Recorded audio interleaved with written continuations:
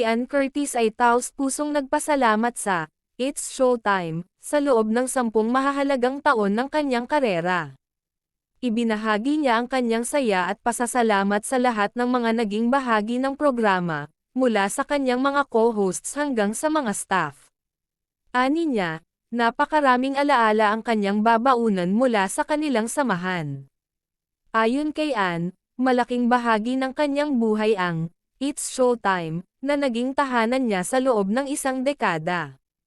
Pinuri din niya ang suporta ng kanilang mga tagahanga na walang sawang nagmamahal sa kanila.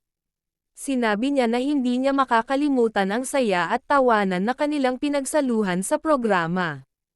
Dagdag pa niya, ang mga leksyon at karanasan sa It's Showtime ay magpapayabong pa sa kanyang karera.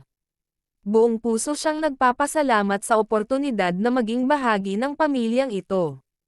Ipinahayag ni Ann ang kanyang pasasalamat na walang katumbas sa pagmamahal at suporta na natanggap niya. Higit sa lahat, ipinapaabot niya ang kanyang pasasalamat sa Panginoon sa pagbibigay sa kanya ng pagkakataong maglingkod at magbigay saya sa masa.